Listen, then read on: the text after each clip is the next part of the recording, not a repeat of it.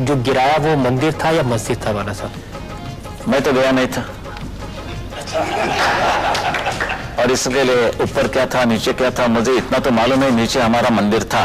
इसका मतलब है कि अब संविधान की परिभाषा हर कोई अपने अपने तरीके से ऐसा नहीं है, अपने अनुसार कोई परिभाषा नहीं करेगा, उदाहरणों से समझाने का प्रयास करेगा, क्योंकि बहुत सारे लोग होते हैं जो बहुत सीधी बातें नहीं मानते हैं। बड़े मियां छोटे मियां सुभान अल्लाह। मैं आपको अभी ताजा उदाहरण देता हूं। जब 6 दिसंबर को अयोध्या में बाबरी मस्जिद का ढांचा गिराया गया तो शिवसेना ने सबसे आगे जाकर के झंडा गाड़ दिया, हमने गिराया, और उसको बड़े गौरव से उसको ओन किया। गौरव तो है ही, बिल्कुल, इसमें कोई शर्म की बात नहीं है। मैंने तो कहा दिया, साफ कह दिया। आप ये मानते हैं ये बाबरी मस्जिद गिराने दी गई है, इसके नीचे हमारा जो टेंपल था, मंदिर था राम का, वो हमने ऊपर लाया। तो इसका मतलब ये है कि अगर आपको धार्मिक स्वतंत्रता है तो किसी दूसरे को भी धार्मिक स्वतंत्रता होगी? हाँ, हर एक को है, हर एक को होगी। मैंने राम मंदिर निर्माण मक्का मदीना में करने की बात नहीं की।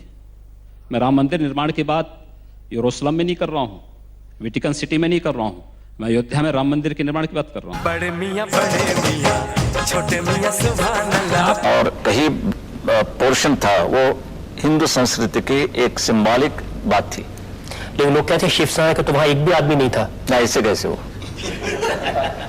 नहीं तो बड़ी शर्म की बात है, और आप ज्यादा पूछेंगे तो सीबीआई मेरे पीछे लगेगा। भारत की व्यवस्था संविधान से चलेगी, किसी शरीयत से नहीं।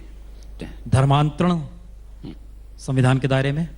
हाँ, क्यों नहीं, इस देश का संविधान धर्मांतरण की छूट नहीं देता है। लव जिहाद संविधान के दायरे में? बिल्कुल, लव जिहाद की छूट इस देश का संविधान नहीं देता। बड़े मियां छोटे मियां सुभान अल्लाह। कि इतिहास आप देखेंगे, हिस्ट्री टेल्स सेज कि बाबर ने हमारे जितने मंदिरें थी और पूरे के पूरे मुसलमान जितने आए यहाँ, वो आक्रामक थे और उन्होंने पूरे हिंदू मंदिरें गिरा दी और उसके ऊपर मस्जिद खड़ी की दी। और अभी हम तो आजाद हो गए हैं, हमारे कर्तव्य है कि जो मस्जिद है वो गिराने के बाद हमारे मंदिर हम वहां खड़े कर देंगे। वैसा तो मैं चाहता हूं कि ये मुसलमान भी हमारे साथ शामिल हो जाए इस लड़ाई में, मिशन में। कोशिश तो यही होनी चाहिए कि सब लोग साथ मिलकर के लड़ें। कोशिश तो करते रहते हैं, कोशिश हमारे शंकरराव जी भी कर रहे हैं, शांतता कैसे रहेगी, सुव्यवस्था कैसे रहेगी, फिर भी बम फटते हैं, क्या करेंगे। और जब बम फटते हैं उसके बाद में जो राइट होते हैं उसमें शिवसेना का हाथ रहता है? हाथ में पांव रहता है। हिंदू मुसलमान नफरत मार काट, ये क्या शोभा देता है मंदिर के महंत को, भगवा पहने साधु को? हम कहाँ मार काट करवा रहे हैं? हम तो शांति से रहना चाहते हैं, बहुत शांति से रहना चाहते हैं। लेकिन जो लोग शांति से रहना नहीं देना चाहते हैं तो आखिर उसका भी तो कोई उपचार होगा। उपचार जब शासन तंत्र के साथ नहीं होता तो समाज को वह उपचार स्वयं अपने हाथों में लेना पड़ता है, और मुझे लगता है समय आ गया है जब उपचार लेना। बड़े मियां छोटे मियां सुभान अल्लाह। कम्युनल पैशन को बढ़ाना, कम्युनल पैशन जिसमें लोगों की जान जाए, खून बहे, आखिर हिंदू मरे मुसलमान मरे, खून तो इंसान का बहता है। वो क्या मानते, इस पर हमारी पूरी एक्शन कार्रवाई मुनसर होती है। तो आप रिएक्शनरी हम हैं? क्या मार खाते रहेंगे? बम फटने के बाद हम क्या हाथ जोड़ेंगे, भाई क्या आवाज था, ये करें हम? ऐसे बम तो हमने कभी देखे नहीं, दिवाली में भी नहीं। बहुत अच्छा आवाज था, भरने जाने की बात छोड़ दीजिए, हमने तो बम नहीं फटाए। हमने की जो बात हो रही है, दंगा फसाद होता है, हम नहीं उतरते तो हिंदू मारे जाते। योगी जी, इस समय देश में आपकी सरकार है। जी हाँ। एक तरफ नरेंद्र मोदी लाल किले की प्राचीर से कहते हैं कि 10 साल तक दंगे फसाद को पीछे छोड़ दो, सिर्फ विकास की बात करो। इस देश के अंदर एक भी दंगा हिंदुओं की ओर से नहीं हुआ है। देश के दंगों के इतिहास को अगर आप देखेंगे, मैं आपको बताऊं, पूरे देश के अंदर दंगे कहां होते हैं? 3 श्रेणियां उसकी हैं। 10 से 20% की आबादी, 20 से 35% की आबादी और 35 से ऊपर की आबादी। 10 से 20 की आबादी जो है, यहाँ पे छुटपुट सांप्रदायिक झड़पें होती हैं, जहाँ पर मुस्लिम आबादी 10 से 20% के बीच में है। 20 से 35% की आबादी जहाँ भीषण दंगे होते हैं, और 35 से ऊपर की आबादी जहाँ गैर मुस्लिम के लिए कोई जगह नहीं।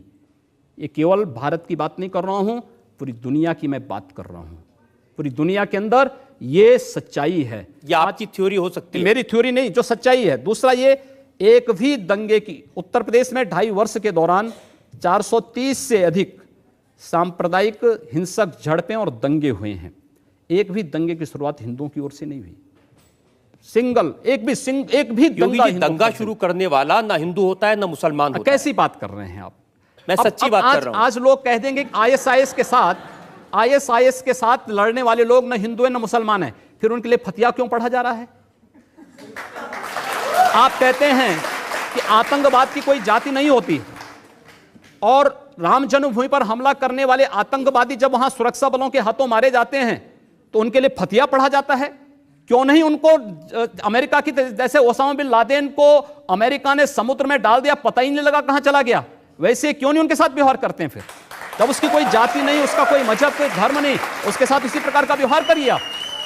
क्यों उसको फिर जाति के दायरे में, किसी मजहब के दायरे में उसको कैद कर देना? ये तो आप कर रहे हैं कैद, मैं नहीं कर रहा हूं। ये वे लोग कर रहे हैं जो उनको उस प्रकार का देने के लिए उतावले दिखाई देते हैं। और इसलिए मैं कह रहा हूं, अगर जाति नहीं, मजहब नहीं, समाप्त करिए। आतंकवाद की कोई जाति नहीं, कोई मजहब नहीं, आप उसके साथ उसी प्रकार का व्यवहार करिए। आप आतंकवादी है, मिट्टी तेल छिड़क करके आग लगा दीजिए, फेंक दीजिए उसको, जिससे पता ही ना लगे। क्या मतलब है? ये चीजें अपने आप समाप्त हो जाएंगे। अगर कोई हिंदू है हाँ, और वो आतंकवादी है, वो मारता है मासूम लोगों को, उसके बारे में भी यही कहेंगे आप? हिंदू पहले आतंकवादी नहीं हो सकता। ये क्या बात हुई? मैं इस बात की गारंटी ले सकता हूं।